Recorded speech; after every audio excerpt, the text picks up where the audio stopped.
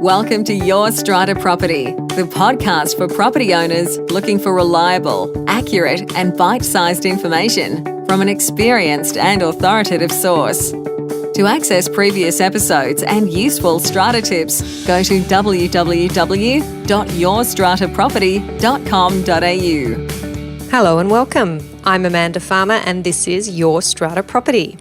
Today I am taking you to Sydney's beautiful Walsh Bay. A little while ago I was invited to have a chat to the lovely owners down at Walsh Bay and give them a rundown on the essential parts of the new New South Wales strata law. And what I've got prepared for you today is a short segment from that presentation dealing specifically with meeting procedure. So I'm covering off electronic voting, when we should be holding our annual general meetings now, the new quorum rule, email notices, and limits on proxies. So if you're looking for a refresher or even an introduction into the key elements of this new law when it comes to holding your meetings, then listen in. I've done the hard work for you, thanks to the lovely owners down at Walsh Bay. Now, the detail of this presentation is, as always, in a paper that I have prepared for you, and you can access your copy of that paper by going to yourstrataproperty.com.au/new strata law. One word, new strata law.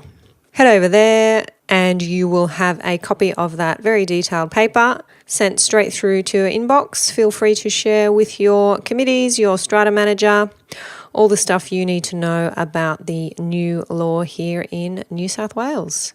Enjoy this part of my presentation to owners on strata meeting procedure. The new legislation is allowing us, to enter the modern world when it comes to our meetings. We can hold our meetings electronically, over the internet, by video link, by teleconference. And the reason we can do that is because we're now allowed to vote electronically. And there are a number of software companies who have been very excited for a long time about this on the horizon, and they have built software specific to strata buildings that allows them to legally vote electronically at their strata meetings. Now, you can do this for general meetings and strata committee meetings, but what you have to do is have a resolution that permits electronic voting. So I get asked this question a lot by buildings, how do we get this started? Well, you are going to have a meeting, an old-fashioned meeting, let's call it, first, to decide to do this and resolve to do this. The legislation requires you to have a resolution to permit electronic voting. If you're permitting electronic voting for your general meetings, you resolve in general meeting to do that. If you're permitting electronic voting for your strata committee meetings, you're resolving as a strata committee to do that. That's express in the legislation. Now, I think this is really going to come down to where your strata manager is at in all of this and whether they are prepared to and able to facilitate these kinds of meetings, because they're the ones who are going to be using the software, controlling how the software works, and potentially making that investment in the software so that all of their buildings can use this functionality. And there are certainly strata managers out there who are being pitched to by the software providers to say, hey guys, you should get into this because you'll be able to offer that and this is a value add to your building. So if you're thinking about that, the first person to talk to is probably, Lauren, to put you on the spot, is probably Lauren there to see, is this something we can do and how do we get started? My suggestion has been that you resolve at each annual general meeting that you're going to permit electronic voting for the next 12 months, and you just have that as a standard motion. Same for your strata committee meetings. When you have you elect a new strata committee at each AGM, so when you have your first strata committee meeting, resolve that we are going to permit electronic voting for the next 12 months. Okay, timing of the AGM. The old law said that you must have your annual general meeting sometime between 1 month before and 1 month after the anniversary of your first AGM. So you had this 2-month window where you had to have your AGM, and if you had it outside of that window, it was potentially invalid. Now, this caused a lot of problems, not only for buildings who had trouble getting quorums if their anniversary of their first AGM happened to be in December. Strata managers very frustrated because they happened to manage buildings where they all had to have their AGMs in January or February, and you were really constrained by the legislation. The new law says that you can have your AGM at any time as long as you have one in each financial year of the building. You must have one AGM in each financial year of the building. Now, I say financial year, I don't necessarily mean 1 July to 30 June. Every building has a different financial year, and it depends on when the strata plan was registered, when you had your first AGM. Lauren will know what your financial year is, and as long as you have one AGM in each financial year, you're going to be meeting the requirements of the legislation. So, good move, I think. The quorum rule has changed. We quickly touched on this in the beginning. Does anybody know what the quorum rule used to be under the old law? If you didn't achieve a quorum, you had to adjourn the meeting and hold the adjourned meeting sometime not less than 7 days, have a second meeting, basically. You were forced to have a second meeting if you didn't have a quorum. Many buildings consistently don't get quorums and consistently having to hold 2 meetings. Very frustrating. What's changed under the new law? It is now up to the chairperson to decide whether or not the meeting is adjourned or the meeting proceeds, even if there's no quorum. Even if just the chairperson turns up. The chairperson can say, I'm going to go ahead. I have decided as chairperson that I'm going to go ahead. Or they can adjourn. It's their choice. The question I, of course, get asked is, Amanda, well, what's best practice? I'm a chair. I want to do what's right for the building. What should I be doing? And my answer has been, it depends what's on the agenda. Yes, legally, you can go ahead if you're the only one in the room, but if the only thing on the agenda is a motion to approve your common property rights bylaw, I probably would be adjourning. Because you should be acting in good faith. You should be acting or seem to be acting in good faith. If we've got special levies on, if we've got a loan agreement to be approved, if we've got something that's going to have a significant financial impact on many owners, I would be suggesting that best practice is to adjourn and have a meeting in a further 7 days' time or more. Not less than 7 days is the adjournment period. As lawyers, we always think, okay, where can this go wrong? And if I was a lot owner who, for some reason, didn't get the notices or there was some issue as to why I didn't turn up, and then I was then saddled with a huge special levy or an obligation to contribute to a loan, I'd be looking for every way I could to say that that meeting was invalid.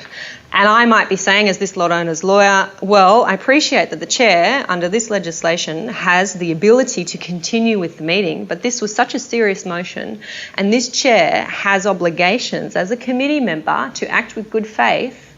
This is exactly the kind of situation where they should have adjourned and they haven't. And I say that's bad faith, and I say that for that reason, the meeting should be invalidated. It shouldn't have gone ahead on that chair's say-so. The other thing that's happening when it comes to meetings and notices is that the legislation now makes very clear that you can email your notices of meeting. There was a weird thing in the old Act that said you can only email notices if you have a bylaw saying that you can email notices. There's some debate amongst the lawyers as to whether that meant anything or not, because there's the Electronic Transactions Act that says that if you can mail it, you can post it, it's all the same thing. But just to clear that up, the Act is now expressed that saying you can email notices of meeting, even if you don't have a bylaw saying it. And the limit on proxies. So Mary was asking about this earlier.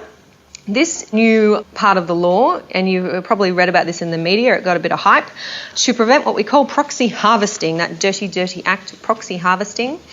In schemes that have 20 lots or less, one owner can only hold one proxy. In schemes that have more than 20 lots, one owner can hold the equivalent of 5% of the number of lots in proxies. 100-lot building, one owner can hold 5 proxies. Okay, so you guys are in the more than 20 lots category, so one owner can hold 5% of the total number of lots. Okay, really important, and it's a really practical thing that many chairs and strata managers who are often directed proxies are grappling with, because in large strata schemes you get your proxies in 24 hours before.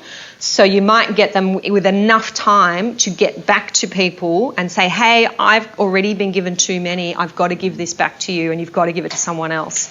But, Lauren will be able to tell you what her experience has been. But I have seen quite a few people disenfranchised because of this rule, because they're turning up to meetings and saying, I've got all these proxies. And the chair is saying, well, these 4 have to be invalid because you've only got one. How do you choose that one? Or strata managers not getting the proxies in within that 24-hour window, and then they're looking at them and saying, well, I've got too many, so there are some invalid proxies here. So it's something that's really important to get the message out on to owners, to be aware of this, to be communicating with the person to whom you're going to give your proxy, to make sure you know how many they already have and if they can take on any more. Okay, let's quickly get into the explanatory notes for motions. This is important for you as lot owners. If you are asking for a motion to be placed on the agenda of a general meeting, you're going to write to Lauren and you're going to say, can you please put this motion on the agenda? I'm proposing a bylaw because I want to do some work and it's going to add to, alter, erect new structures on the common property. You must also provide with your motion an explanatory note. This is new. You didn't previously have to do this. And I've just given you there an example of what an explanatory note might look like for a motion that's proposing a bylaw. Now, this is in the paper. The explanatory note must not be more than 300 words. So it's a small note and basically just saying, the owner of block whatever is proposing this motion, and if it's passed, then this is what it's going to achieve. Community associations, as opposed to strata schemes, have been doing this for a long time. It's part of their legislation, and it's something that's been introduced only for motions that are proposed by lot owners. So not your usual approving the minutes, electing the executive committee, appointing an auditor, all your usual statutory motions that your owners corporation or your strata committee proposes and prepares the agenda. They don't need explanatory notes, but a motion proposed by a lot owner does need an explanatory note. And that's it from me on strata meeting procedure, at least for now. Hope you enjoyed it. Good refresher there for you. And remember to head on over and grab your copy of the detailed paper, which covers not only meeting procedure, but other important aspects of the new legislation specific to strata owners. And that is at yourstrataproperty.com.au/new strata law. Catch you next time. Thank you for listening to Your Strata Property, the podcast which consistently delivers to property owners reliable and accurate information about their strata property. You can access all the information below this episode via the show notes at www.yourstrataproperty.com.au. You can also ask questions in the comments section, which Amanda will answer in her upcoming episodes. How can Amanda help you today?